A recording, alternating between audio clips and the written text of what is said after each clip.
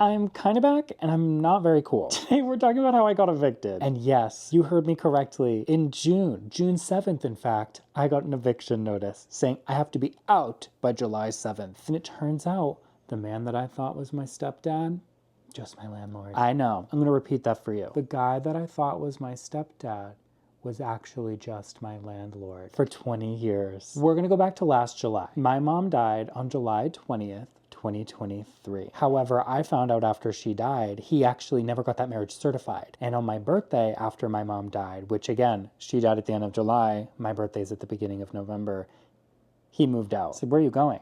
Oh, my girlfriend's.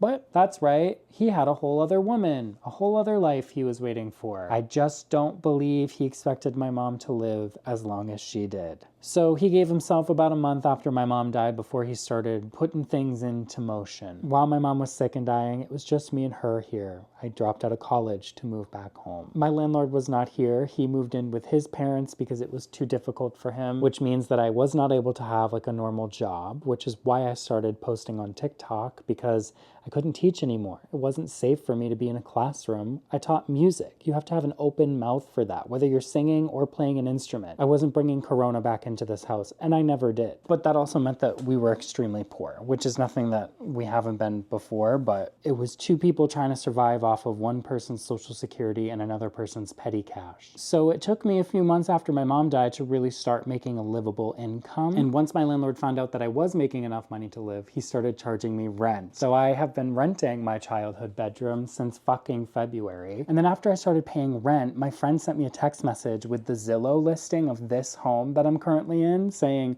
"You're moving?" ? And I said, "Oh, apparently the house is for sale." So I've been renting my childhood bedroom since February. And one day in June, I went to go get the mail and there was this envelope stuffed into the very back of my mailbox. I've had the same mailman for almost 15 years. I know John would never do that to me. So I peeled it from the back of this tin box and I thought, literally said out loud, I have a feeling this is gonna ruin my day. What was it? An eviction notice! And a crudely written note that said, "I'm not saying I'm going to evict you on July 7th. I'm just saying I can. And I don't want any problems when it comes time for you to leave." So that's where I've been, in the middle of an eviction, packing all of my and my late mother's belongings into what you see behind me. I would say I'm very lucky, but also I'm a very nice person and I am a good person. So I have good community and I'm heavily relying on some members of my community for the time being to make it so I actually can find a space to live, because he gave me 30 days to find an apartment to rent with 2 dogs in Massachusetts, which is impossible. I'm gonna be fully moved in and settled into my new space